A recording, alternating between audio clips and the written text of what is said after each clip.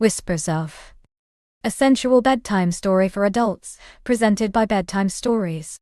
Dim the lights, settle in, and let yourself relax completely. And now, let the story begin. The winding road had dwindled to a ribbon of gravel, swallowed by ancient oaks whose branches laced overhead like the gnarled fingers of forgotten gods. Ilara's vintage Land Rover Defender, a relic as steadfast as the trees themselves, rumbled on, its headlights carving a tunnel through the deepening twilight. Rain, a soft insistent whisper at first, had begun to lash the windshield, blurring the edges of the already obscure path. It was exactly what she had sought. Isolation, an elemental embrace, a place where the clamor of the city and the insistent demands of her digital life would cease to exist. She'd found it, or rather, it had found her, in a forgotten corner of a travel magazine, a hand-drawn illustration of a grand timber-framed lodge, nestled deep within what was vaguely described as the wild heart of the Cascades. The name had resonated. Emberwood Lodging. It promised solitude, crackling fires, and the kind of profound silence that only ancient forests could offer.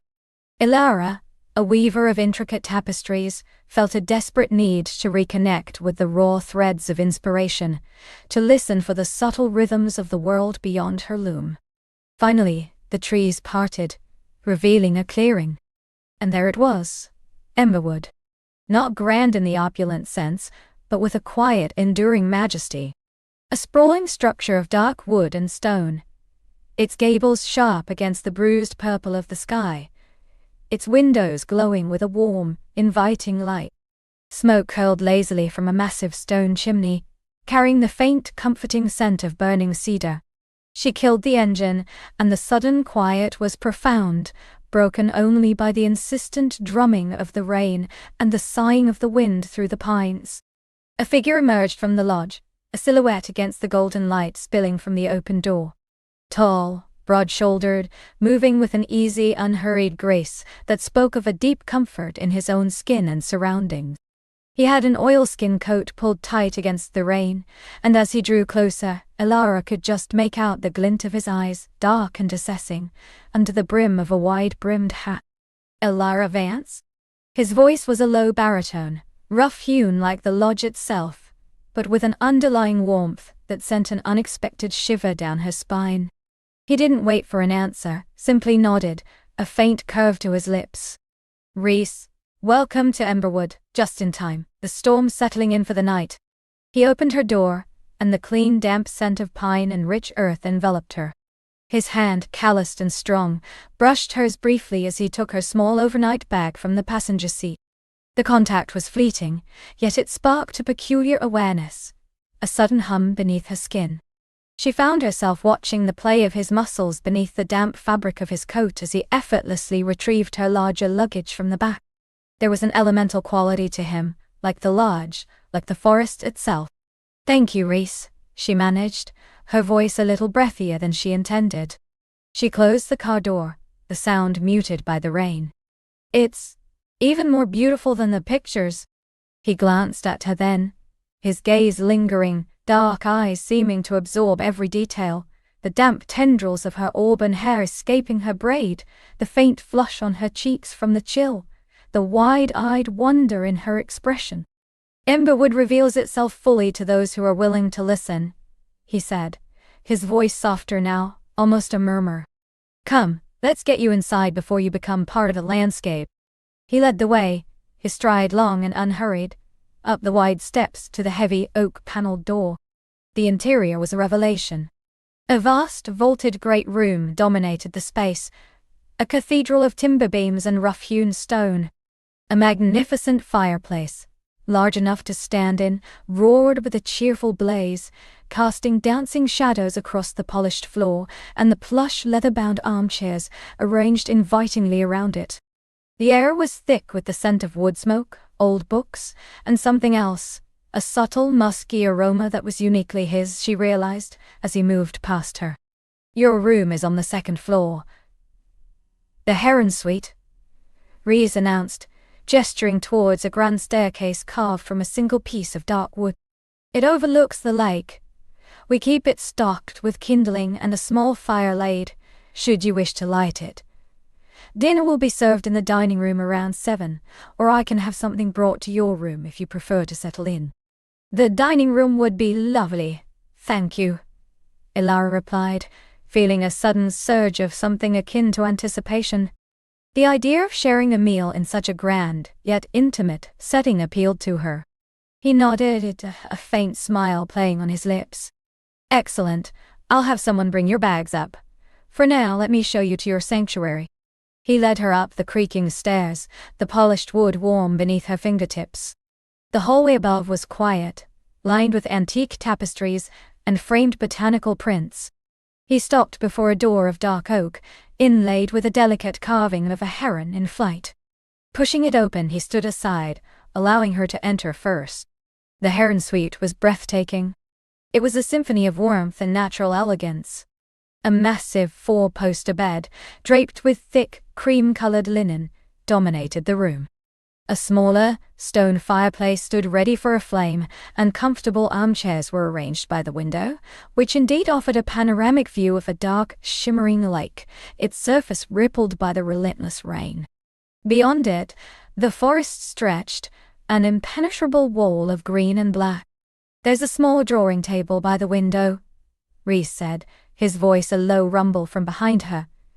I remember you mentioned in your booking that you were an artist. I thought it might be useful. Ilara turned, surprised by his thoughtfulness. You remembered? She murmured, a genuine smile gracing her lips. That's incredibly kind, thank you. He met her gaze, and for a long moment, the air in the room seemed to thicken, charged with an unspoken current. His eyes, she noticed now, were not merely dark, but the color of rich, dark earth after a rain, flecked with hints of amber. They held a quiet intensity, a depth that seemed to see right through her carefully constructed composure. We aim to make our guests feel at home, Ilara, he said, his voice a low, melodic hum that seemed to vibrate through the very floorboards. Especially those who seek more than just a place to sleep. She felt a blush creep up her neck. He had seen her, truly seen her, in a way that few ever did. The soft, vulnerable part of her that yearned for connection and inspiration. Well, you've certainly succeeded, she said, pulling her gaze away, feeling a sudden shyness. This is perfect. More than I could have imagined. Good, he said simply, a hint of satisfaction in his tone. I'll leave you to settle in. If you need anything at all, there's an intercom by the bed, or you can just come downstairs. I'm usually by the great room fire, or in the kitchen. With another brief, almost imperceptible nod, he turned and left, closing the door softly behind him. The sound of his footsteps faded down the hall, leaving Ilara alone in the opulent quiet of the suite. She walked to the window, pressing her hand against the cool glass. The storm had intensified, the wind now a mournful howl, rattling the panes. Yet inside, a profound sense of peace settled over her. The lodge felt like a sanctuary, a warm, breathing entity wrapped in the wild embrace of nature. Unpacking, she laid out her sketchbook, and a small box of charcoal pencils on the drawing table. The raw silk threads she'd brought, a kaleidoscope of jeweled tones, lay neatly in her travel bag. She changed into a soft cashmere sweater the color of twilight, and a pair of dark, comfortable trousers, then built a small fire in the hearth, using the neatly stacked kindling. The flames caught quickly, spitting and crackling, casting a warm, dancing glow across the room. The scent of wood smoke, clean and primal, filled the air. She sat in one of the armchairs, watching the storm rage outside, the fire a comforting presence beside her. The sounds of the lodge were subtle. The distant creak of old wood, the occasional muffled thud from downstairs, and always the omnipresent whisper of the wind and rain. It was a symphony of solitude, and she found herself closing her eyes, letting the sounds wash over her, feeling the tension drain from her shoulders. As 7 o'clock approached, she descended the grand staircase, the low hum of conversation and the clinking of cutlery guiding her. The dining room was smaller, more intimate than she expected, with only a handful of tables, each set with elegant simplicity. Only one other table was occupied, by an elderly couple who smiled warmly at her as she entered. Reese was there by a side table, uncorking a bottle of dark red wine.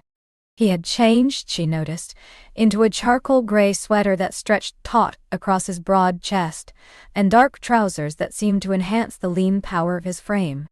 His hair, a rich dark brown, was slightly damp, perhaps from the rain or a recent shower, and curled artfully at his temples.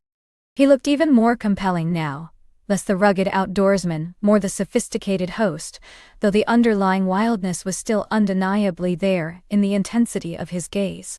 He looked up as she entered, and a genuine smile lit his eyes, crinkling the corners. "Elara, welcome. Please choose any table you like." She chose a small table by a window, though the view was now obscured by the torrents of rain. He followed, holding out her chair for her with a quiet courtesy that felt both old-world and deeply personal. As he poured her a glass of the deep crimson wine, his fingers brushed against hers, a subtle contact that sent a familiar tremor through her. The scent of him, that unique musky aroma, mingled with the rich bouquet of the wine, was intoxicating. "I hope you found everything to your liking in the suite," he said, his voice a low murmur that seemed to cut through the soft hum of the room. "Absolutely. It's truly beautiful, and the drawing table was such a thoughtful touch." She took a sip of the wine, letting its warmth bloom in her chest. "Thank you." "My pleasure," he replied, his gaze unwavering, making her feel as though she was the only person in the room. He settled into the chair opposite her, not quite joining her for dinner, but close enough to share an intimate space. "We don't get many artists here. What is your medium, if you don't mind my asking?" "Tapestry weaving," she answered, feeling a spark of enthusiasm. "I work with natural dyes mostly. Organic fibers. I try to capture the essence of natural landscapes, light, shadow, the subtle shifts." "Fascinating," he mused, leaning forward slightly, his elbows resting on the table. The candlelight caught the planes of his face, accentuating the strong line of his jaw and the subtle stubble that dusted his chin. "So you seek the whispers of the wild, then?"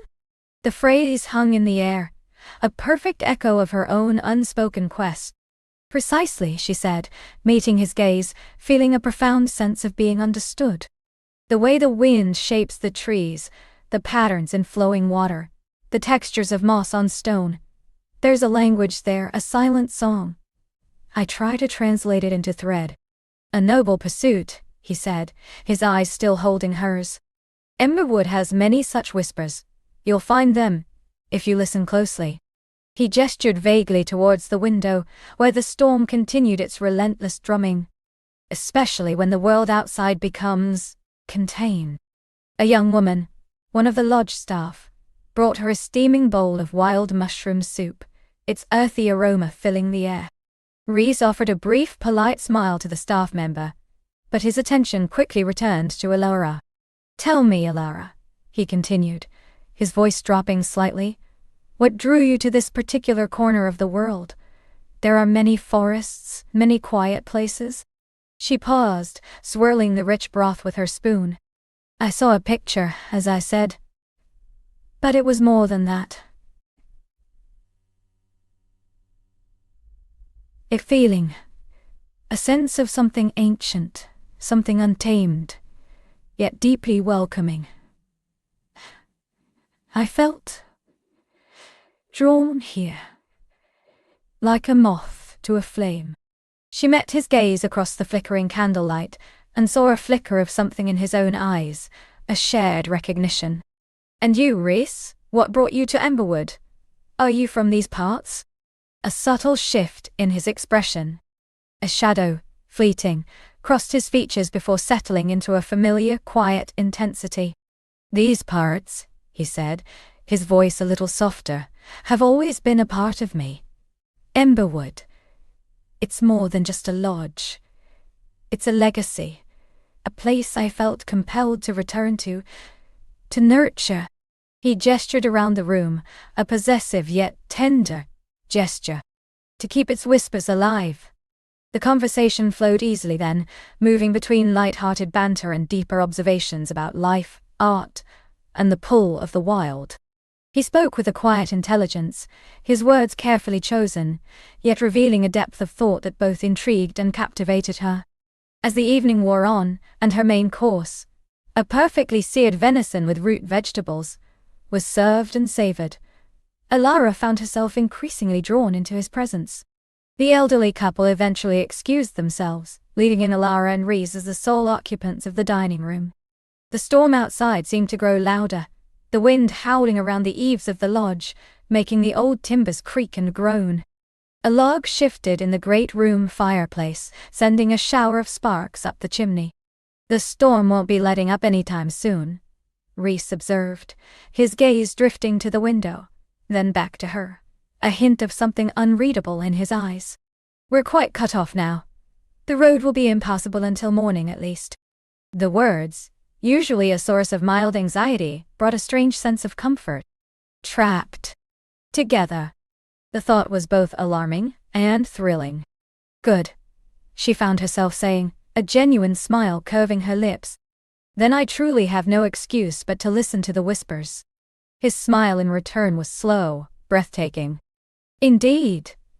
And perhaps," he said, his voice dropping to a near whisper, his eyes dark and intense, "the whispers will begin to speak to you in new ways." He reached across the table, not quite touching her, but his large, warm hand settled on the polished wood inches from her own. The air between them thrummed, thick with unspoken possibilities. The scent of him, that intoxicating blend of pine, wood smoke, and something uniquely his, filled her senses. Her heart hammered a frantic rhythm against her ribs. She felt a profound pull, a magnetic force drawing her towards him. A desire to close that small, significant gap between their hands, between their bodies.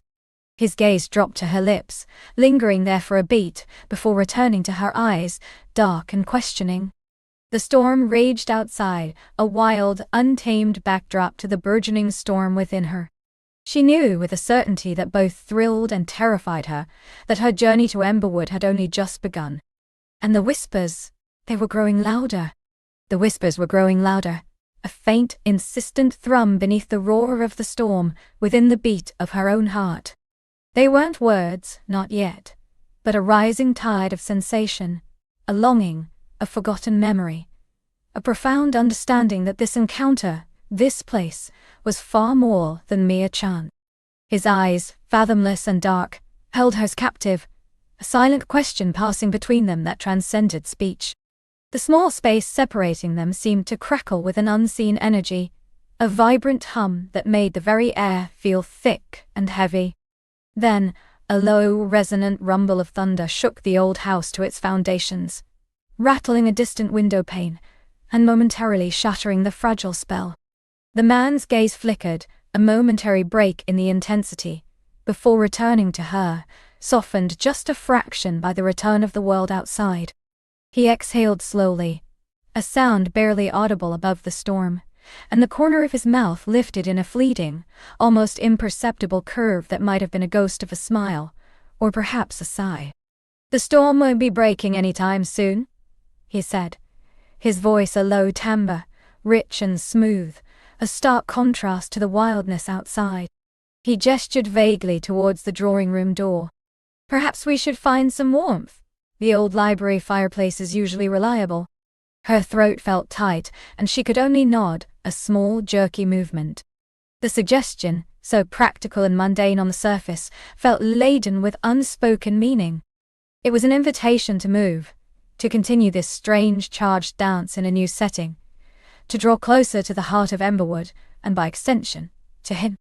As he turned, his movement fluid and unhurried, she felt a strange sense of loss, a chilling emptiness where his gaze had been. But then he glanced back over his shoulder, a brief, assessing look, and that potent connection was instantly re-established, a tether pulling her forward. She followed, her steps light, almost hesitant, as if walking on hollowed ground. The grand hallway was a cavern of shadows, the last vestiges of daylight swallowed by the storm. The wind howled through the ancient eaves, a mournful lament that seemed to carry the very whispers she'd been hearing. Each portrait on the wall seemed to watch them pass, their painted eyes following their progress with silent judgment, or, perhaps, a knowing gaze. She shivered, not from cold, but from an eerie sense of being observed, of stepping into a story far older and more complex than her own. He led her deeper into the house, their footsteps muffled by thick faded rugs. The air grew cooler, carrying the scent of damp earth and old parchment, before gradually warming as they approached a distant glow. The library, when they entered, was a sanctuary. Bookshelves lined the walls from floor to ceiling, overflowing with volumes that seemed to pulse with forgotten knowledge. A grand fireplace, carved from dark, ornate wood, dominated one wall, a cheerful fire already blazing within, chasing away the gloom and casting dancing shadows across the spines of countless books. The light of the fire painted him in hues of amber and gold as he moved to tend it, stirring the embers with a long poker. His profile was sharp, aristocratic, softened by the flickering light. She watched the play of muscle beneath his shirt as he worked, the strong line of his jaw, the dark strands of hair that fell across his forehead. There was a quiet intensity about him, even in this simple act, that drew her in, making her acutely aware of her own breath, the quickening beat of her heart. "Please, make yourself comfortable," he said, indicating a deep leather armchair near the hearth. "It's the warmest spot in the house tonight." She sank into the chair, the worn leather soft beneath her, its scent of old stories and pipe tobacco enveloping her. The warmth from the fire was a welcome balm against the chill that had seeped into her bones. She stretched her hands towards the flames, feeling the heat seep into her fingertips, yet her gaze remained fixed on him.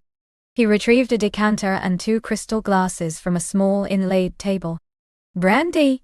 he offered, his voice a smooth invitation. "It helps to ward off the chill in the atmosphere." His eyes met hers over the rim of the glass, a hint of something unreadable in their depths. Amusement, understanding, perhaps a shared secret. She accepted the glass, the cut crystal cool against her palm, the amber liquid swirling invitingly within.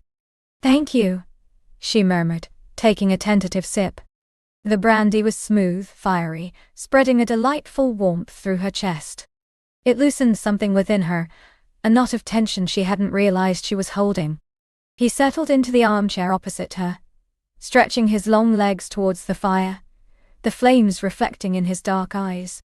The silence that fell between them now was different from the charged silence in the drawing room.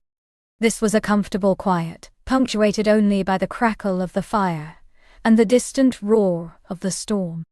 Yet, the undercurrent of tension, the magnetic pull, remained, a palpable presence in the room.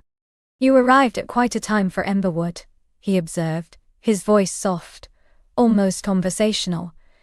Yet his gaze was anything but casual. "The house usually prefers its storms and solitude. I seem to have a knack for arriving at interesting times," she replied, a wry smile touching her lips. "Though I admit I didn't expect this much drama." She gestured vaguely towards the window, where the rain lashed against the panes. "Or this much history." His smile, if it could be called that, was fleeting, a shadow of an expression. "Emberwood has an abundance of history, some of it perhaps best left undisturbed." He took a slow sip of his brandy, his eyes sweeping over the ancient books. "But I suspect you're not one to leave things undisturbed, are you?" She felt a blush creep up her neck. He saw more than she intended, more than she even understood herself. "I'm merely trying to understand my inheritance," she said, a hint of defensiveness in her tone. "And perhaps, the whispers." The word slipped out before she could catch it, a sudden bold admission. His glass paused halfway to his lips. His eyes, dark and suddenly sharp, met hers. "The whispers?" he repeated, his voice devoid of inflection, yet laden with a profound curiosity. "You hear them too?" A shiver traced its way down her spine, a mixture of fear and exhilaration. I feel them," she corrected, "more than hear. A sense of something, a presence, fragments of emotion. They feel old. And they're growing stronger." She watched him closely, searching for any flicker of recognition, any sign that he understood. He leaned back, a thoughtful expression on his face, his gaze losing itself in the flames for a moment. "Emberwood is a repository of memories," he finally said, his voice a low rumble. "Some say the emotions of those who lived here cling to the very stones, echoing through time, especially when the veil between worlds is thin during nights like these. He looked at her again, his eyes piercing. Not everyone is sensitive enough to perceive them. It suggests a certain resonance within you. Resonance.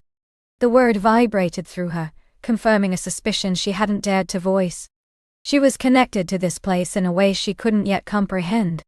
What kind of memories? She asked, her voice barely above a whisper. What do they want? He hesitated, a long, drawn-out moment, during which the only sounds were the fire and the distant storm. They don't want anything. Not in the way the living do, he said slowly, choosing his words with care. They simply engarring. Fragments of joy, sorrow, love, regret. And sometimes, a particular kind of longing that refuses to fade. He paused, his gaze fixed on her, an intensity that made her breath catch. A longing for what was, and what could have been. The air in the room seemed to thicken, pressing in on them, charged with unspoken emotions. The whispers intensified, not just in her mind, but seemingly filling the space around them. A chorus of faint, wordless sighs. She felt a profound sadness, an ache that wasn't her own, but rather an echo of something ancient and deep. Have you always lived here? She asked, needing to ground herself, to understand his connection to this place and its spectral inhabitants. He shook his head slightly. I am merely a keeper of Emberwood, he said, his voice dropping to a near murmur. A guardian of its secrets, and its shadows. He offered no further explanation, his enigmatic words only deepening the mystery surrounding him. The storm outside seemed to gather strength, a fierce gust of wind rattling the library windows, making the fire dance wildly. A loose shutter banged somewhere overhead. He rose from his chair, moving with an effortless grace that belied his powerful build. I should check the grounds, ensure nothing is amiss, he said, though his eyes lingered on her for a beat longer than necessary. The old house can be temperamental in a gale. A sudden chill, colder than the room's air, swept through her at the thought of him leaving. Wait, she said, the word escaping her lips without conscious thought. Please don't go out in this storm. It's too dangerous. He paused, one hand resting lightly on the back of his chair, his gaze turning to her again, an unreadable expression on his face. Concerned for my welfare? He asked, a hint of amusement in his tone, though his eyes remained serious. It's a terrible night, she stammered, feeling a flush creep up her cheeks. She couldn't articulate the real reason. The sudden, overwhelming reluctance to be left alone in this vast, ancient house with its growing whispers, and the even stronger desire for him to stay, to remain within the circle of warmth and light he seemed to radiate. He studied her for a long moment, a subtle shift in his expression, a softening around his eyes. He took a step back towards the fire, then another, until he stood directly before her, close enough that she could feel the faint warmth emanating from him, smell the subtle scent of damp earth, old leather, and something uniquely his, something wild and untamed. He reached out, his hand slowly extending towards her. Her breath hitched in her throat, her gaze fixed on his hand, then on his eyes, dark and intense. Her heart hammered against her ribs, a frantic drumbeat in the quiet room. She expected him to touch her face, perhaps her hand, but instead, his fingers ghosted over a loose strand of hair that had escaped her braid, gently tucking it behind her ear. The touch was feather-light, barely there, yet it sent a jolt through her, a tremor that shook her to the core. Her skin tingled where he had touched, a searing warmth that spread through her veins. He didn't pull his hand away immediately, his fingertips lingering for a moment, a barely perceptible brush against her earlobe, sending shivers down her neck. You have a kind heart, he murmured, his voice a low, intimate rumble that seemed to vibrate through her very bones. Emberwood hasn't seen much of that in a long time. His gaze dropped to her lips again, just for a breath, before rising to meet her eyes, now wide and luminous in the firelight. The air between them was thick with unspoken desire, a palpable current that sparked and flared. She felt herself leaning into his touch, her eyes half closing, her body humming with a desperate longing. The whispers were a cacophony now, a swirling vortex of emotions that seemed to coalesce around them, a chorus of forgotten passions urging them closer. He slowly lowered his hand, though his gaze remained locked with hers, a silent conversation passing between their souls. The absence of his touch left a burning ache, a hollow yearning. She wanted to reach out, to pull him back, to press her hand against his, to close the minuscule distance that still separated them. "Tell me," she breathed, her voice barely a whisper. "What kind of longing?" He finally broke their eye contact, stepping back towards his chair, a subtle withdrawal that both disappointed and intrigued her. He sat down, picking up his brandy glass, but didn't drink. His eyes, however, never truly left her. "The longing of a love lost," he said, his voice tinged with a profound melancholy that surprised her. "Of a connection severed by circumstance, by duty, by the cruelty of time. Emberwood, it is said, was built upon such a love, and perhaps shattered by its absence." He leaned forward, his elbows resting on his knees, his gaze fixed on the dancing flames, as if reading a story within them. "The first master of Emberwood, a man named Alaric, built this house for his beloved Ilara, a woman of immense spirit and beauty, but of humble birth. Their love defied convention, scandalizing society, yet it burned with an intensity that even the whispers remember. Her own name, Ilara." The coincidence sent a shiver through her, a strange sense of destiny unfolding. She listened, rapt, feeling a profound connection to this ancient tale, as if it were not a story, but a memory stirring within her own blood. "They lived here for many blissful years," he continued, his voice taking on a narrative quality, their love blooming amidst these very walls. "But then, war came. Alaric, bound by oaths and lineage, was called away. Ilara remained, here, at Emberwood, awaiting his return, but he never did." The words hung heavy in the air, weighted with tragedy. The fire crackled, spitting sparks, as if echoing the pain of the past. The whispers seemed to swirl around her, distinct now, carrying fragments of a woman's name, murmured like a lament. "Alaric." She waited, he said, his voice soft, almost a caress. Day after day, year after year, her hope slowly fading, replaced by a deep, unending sorrow. They say her spirit never truly left Emberwood, forever trapped in the longing for her lost love, for the touch that was promised but never delivered. He finally looked at her, his eyes dark with an unreadable emotion. And sometimes when the storm rages and the house shudders, her longing finds a voice. And a connection. A connection. He was speaking of her. Her own name, Ilara, echoing in a tale of tragic, ancient love. Her heart throbbed, a potent mix of fear and an undeniable sense of recognition. It felt as though she had always known this story, as if it were woven into the very fabric of her being. The whispers were no longer just a vague sensation. They were a chorus of yearning, a powerful surge of emotion that resonated deeply within her own soul. "Are you saying," she began, her voice hoarse, but the words died on her lips. It was too wild, too fantastical to articulate.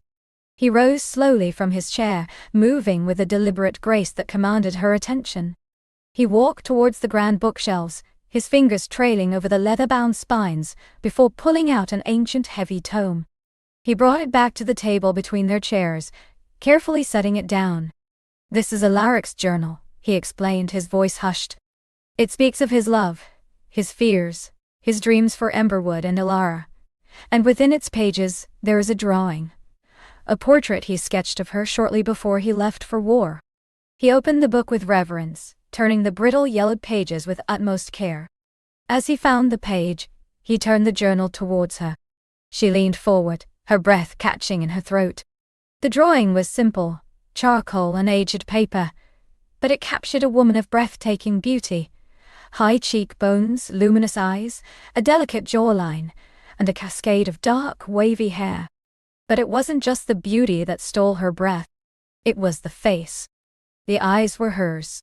The curve of the lips, the subtle tilt of the head, the exact same widow's peak in her hairline. It was unmistakably her. She stared at the drawing, then back at him, her eyes wide with disbelief, and a growing sense of terror and wonder.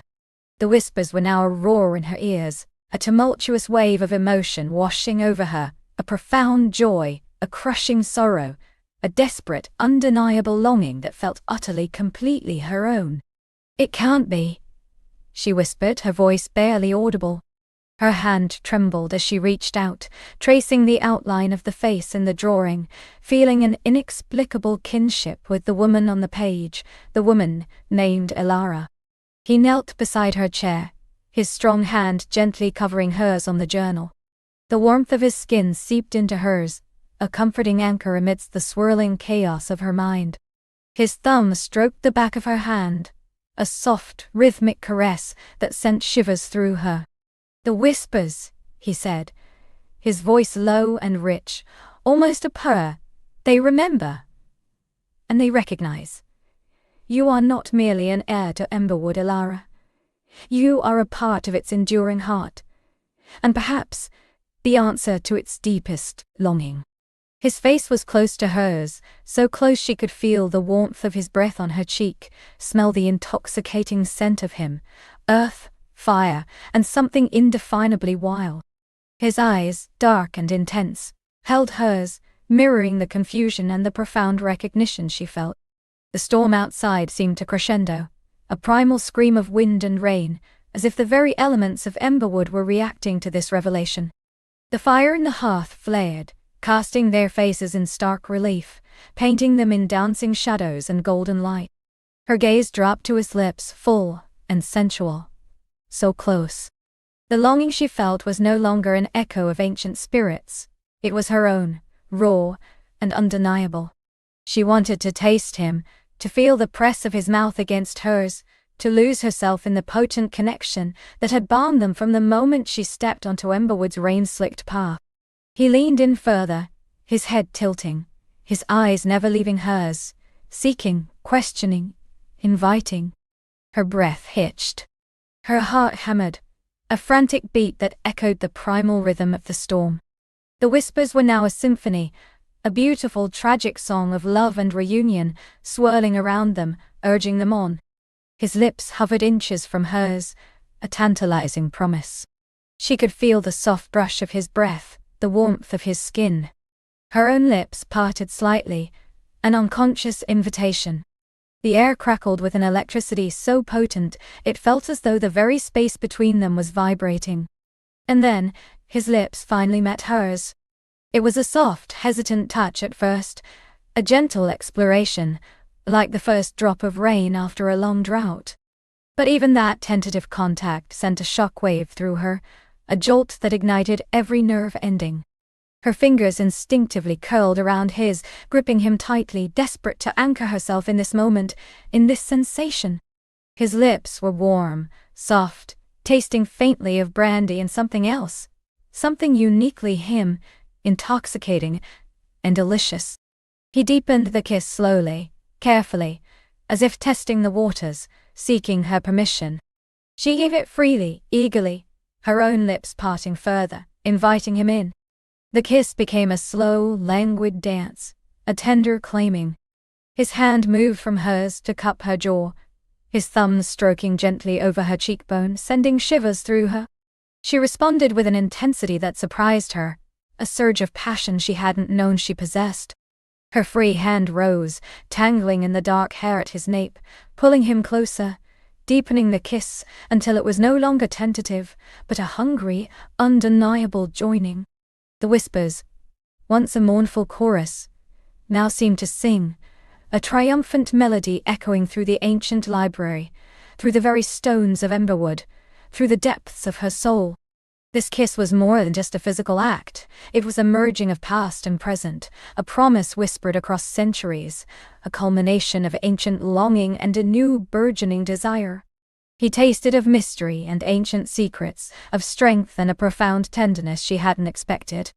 She felt herself melting into him, into the kiss, into the moment, utterly lost, and yet, paradoxically, utterly found.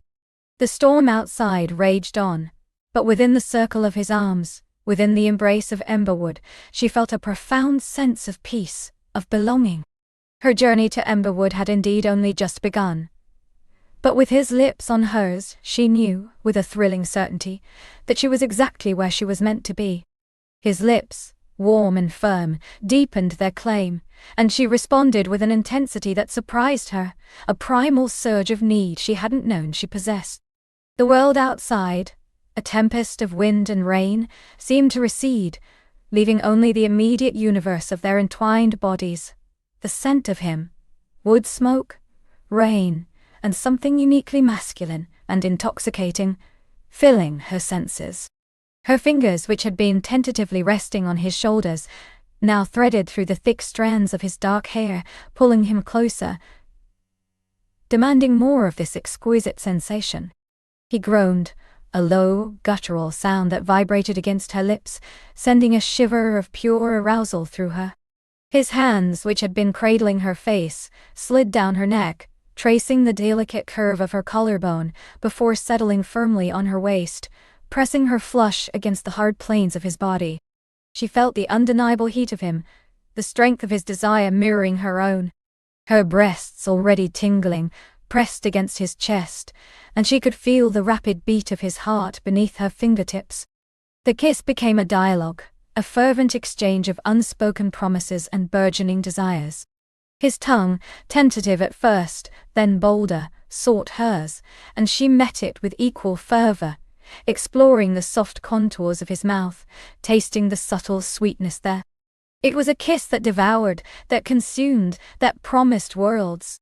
Every brush of skin, every soft sigh, every desperate little sound that escaped her throat or his, was a testament to the powerful magnetic pull between them. She felt herself unraveling, piece by piece, shedding the cautious layers she had built around her heart, allowing herself to be utterly vulnerable, utterly open to this man and this moment. When he finally broke the kiss, it was with a reluctant sigh, his forehead still resting against hers, their breaths mingling in the charged air. Her eyes fluttered open, meeting his, which were dark and smoldering, filled with a raw hunger that made her own breath catch. A faint tremor ran through her, a delicious current of anticipation. "Ember," he murmured, his voice husky, roughened by emotion. "You have no idea what you do to me." She could only manage a shaky breath in response, her gaze locked with his. She saw no pretense, no artifice, only an honest, profound yearning that mirrored her own. "The feeling," she whispered, her voice barely audible, "is entirely mutual." A ghost of a smile touched his lips, a tender, possessive curve that sent another wave of heat through her. He gently brushed a stray lock of hair from her face, his thumb lingering on her cheek, a soft, reassuring caress. The storm outside continued its relentless assault on Emberwood, but within the library, the only tempest that mattered was the one brewing between them. He took her hand, his fingers intertwining with hers, and led her away from the towering bookshelves, deeper into the room, towards the crackling fire in the hearth. The flames danced, casting warm, shifting shadows across the ancient room, painting their faces in hues of gold and amber. He didn't release her hand, their joined fingers, a silent testament to the bond that was rapidly forming, strengthening with every shared glance, every touch. A plush velvet settee, worn smooth by generations of occupants, sat before the roaring fire. He guided her to it and they sank down together, their bodies still intimately close, the warmth of the fire embracing them both. She leaned back against the cushions, and he turned to face her, his arm resting along the back of the settee, his proximity a potent, silent invitation. The air was thick with unspoken desires, with the hum of electricity that arced between them. She could feel the steady beat of his pulse beneath her fingertips, where her hand still rested, palm to palm, with his. The world narrowed to this space, this man, this incandescent moment. "You're not cold, are you?" he asked, his voice softer now, a concern threading through the desire. She shook her head, a small smile playing on her lips. Quite the opposite, actually. Her gaze dropped to his mouth, remembering the exquisite taste, the fervent pressure. A blush crept up her neck, a delicate flush that he seemed to notice, his eyes darkening further. "Good," he murmured, and then his hand, which had been resting on the back of the settee, moved gently cupping the nape of her neck, his thumb stroking the soft skin just beneath her earlobe. It was a simple touch, yet it sent shivers spiraling down her spine, a silent promise of deeper intimacies to come. Her breath hitched, and she instinctively leaned into his touch, her eyes fluttering closed for a moment as she savored the sensation. The scent of him enveloped her, a comforting yet exhilarating aroma that spoke of the wilderness outside and the refined elegance within. She felt a deep, resonant peace settle over her, an almost unbelievable sense of rightness. This journey to Emberwood, initially undertaken with a sense of duty and a touch of apprehension, was unfolding in ways she could never have foreseen, blossoming into something profoundly personal and deeply thrilling. His fingers began to gently massage the tense muscles in her neck, a soothing yet incredibly sensual exploration. Her head tilted back slightly, granting him better access, her eyes still closed, lost in the delicate dance of his touch. He leaned closer, and she felt the soft brush of his lips against her temple, then her cheekbone, light as a butterfly's wing, yet leaving a trail of fire in its wake. "You carry a lot of tension, Ember," he whispered against her skin, his voice a low rumble that resonated deep within her chest. "Let it go. Here, with me." His words were an invitation, a permission to release, to surrender. And she found herself wanting to shed every worry, every expectation, every shield she had painstakingly constructed over the years. With him, in this ancient, welcoming house, she felt safe enough to be vulnerable. Her hands, which had been clasped tightly in her lap, slowly uncurled. One reached out, drawn by an irresistible impulse, to rest gently on his chest, over his heart. She felt the strong, steady beat beneath her palm, a rhythm that seemed to synchronize with her own.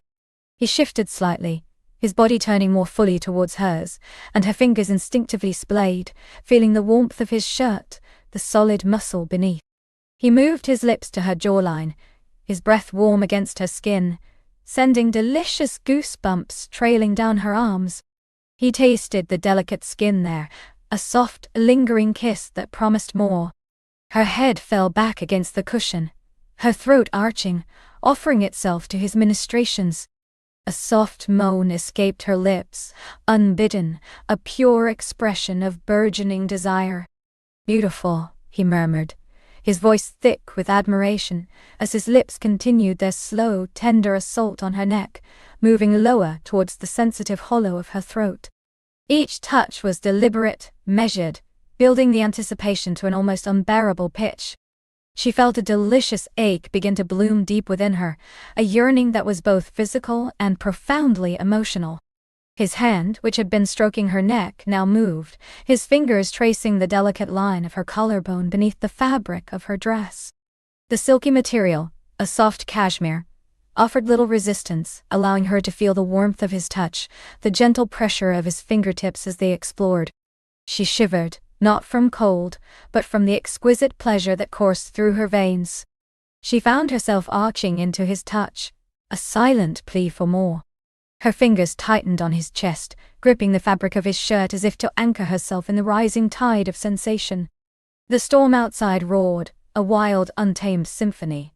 But inside, a different kind of storm was gathering, a tempest of passion and longing.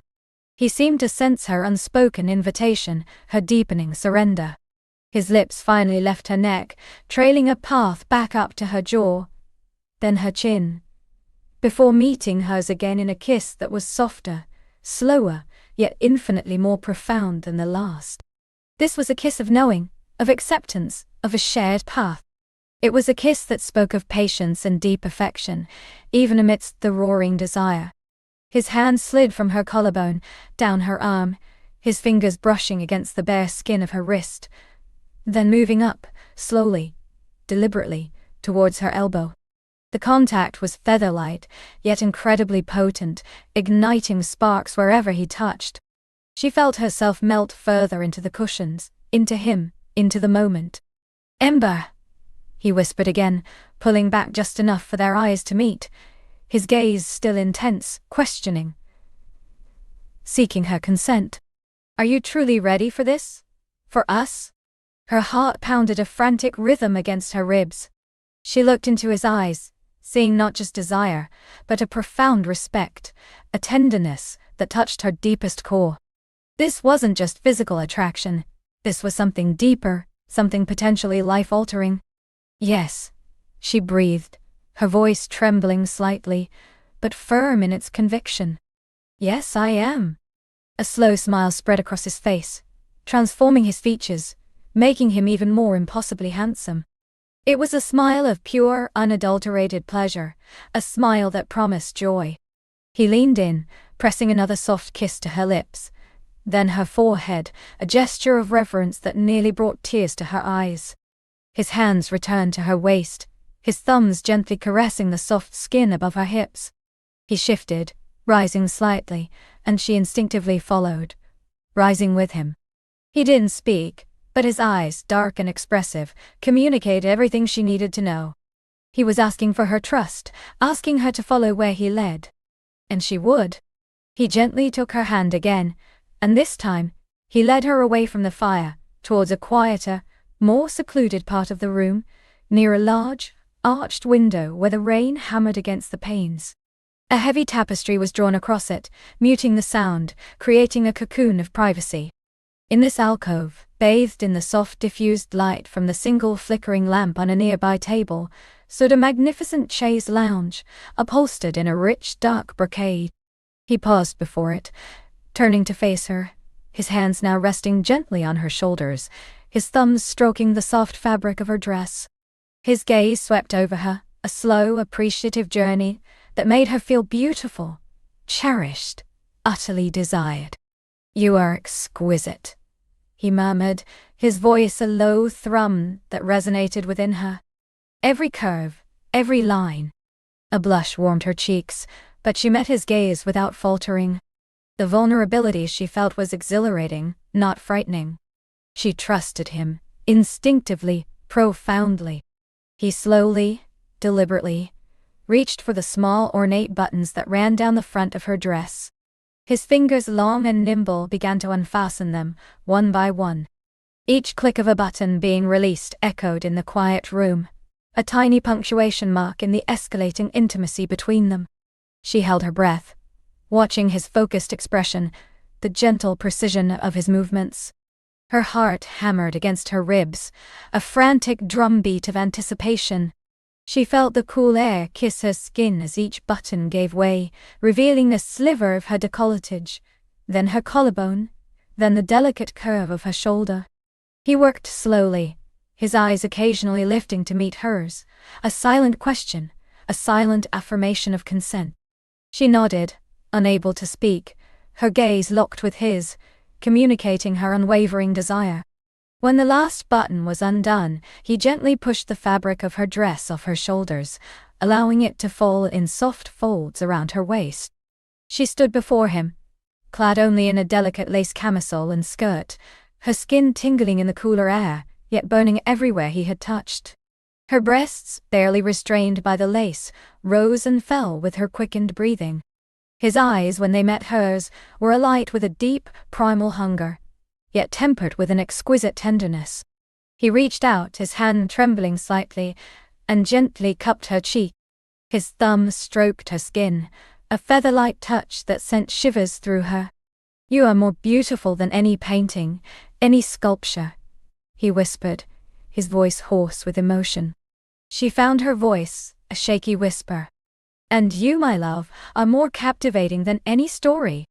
His smile was a revelation, a flash of pure joy. He leaned down, his lips brushing hers, a soft, lingering promise. "May I?" he murmured against her mouth, his gaze dropping to the delicate lace of her camisole. She nodded, her eyes closed, lost in the sweet torment of anticipation. Her hands, which had been resting at her sides, now lifted, reaching for him, her fingers finding the lapels of his dark tweed jacket.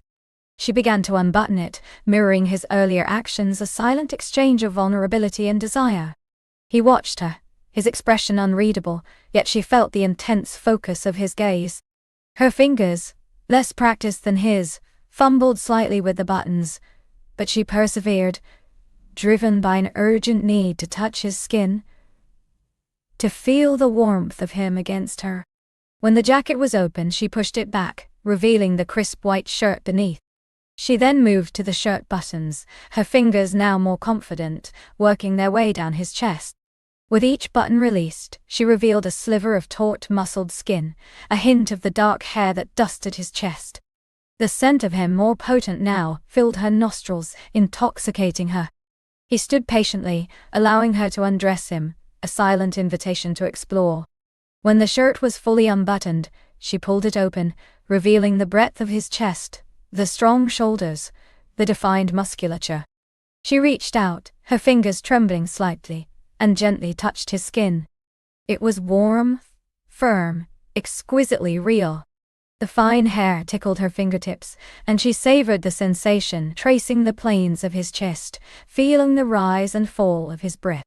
He groaned, a deep, satisfied sound, as her touch ignited a fresh wave of desire between them. He closed his eyes for a moment, savoring her touch, then opened them, his gaze burning into hers. "Now," he whispered, his voice a low growl, "it's my turn." His hands, warm and strong, moved to the hem of her camisole. He slowly, deliberately, began to lift it, his fingers brushing against her bare skin as the delicate lace rose higher and higher. The air rushed in, cool against her warmed flesh, but his touch was a searing heat that chased away any chill. She watched his face, mesmerized by the intensity of his gaze, the raw hunger etched in his features. As the camisole cleared her breasts, he paused, his eyes feasting on her, a silent appreciation that made her feel both exposed and incredibly powerful. Her nipples, already erect and sensitive, tightened further, aching for his touch. He then reached behind her, his fingers deftly unfastening the clasp of her bra. The garment fell away, leaving her bare to the waist. She stood before him, vulnerable, exposed, yet feeling an unprecedented sense of freedom. A shiver ran through her, a delicious thrill of anticipation. His hands returned to her, cupping her breasts, his thumbs brushing lightly over her nipples. A gasp escaped her lips, a pure, involuntary sound of pleasure. He leaned down, his lips brushing against the soft curve of her breast, then tasting the sensitive skin, sending a jolt of exquisite sensation straight to her core. "Perfect," he breathed against her skin, his words a soft caress. He licked, then gently sucked, at one taut peak, and she cried out softly, her fingers tangling in his hair, pulling him closer, desperate for more of this incredible pleasure. Her legs felt weak, her body trembling with a mixture of desire and awe. He continued his tender assault, his mouth working magic on her breast, his other hand gently kneading the other, sending waves of pleasure through her. She felt herself swaying, losing her balance, and he instinctively tightened his grip, holding her steady, his strength a comforting anchor. He lifted his head, his eyes burning with an unholy light, promising deeper pleasures. "Let's get you comfortable," he murmured, his voice thick with desire. He gently guided her towards the chaise lounge, and she sank onto its plush surface, her body still humming with the aftershocks of his touch. He knelt before her, his gaze never leaving hers, his hands reaching for the skirt she still wore. Slowly, he unzipped it, his fingers brushing against the bare skin of her stomach, igniting a fresh wave of heat. The skirt slid down her hips, pooling around her ankles. She was left in only her delicate lace briefs, her body trembling, her senses overwhelmed.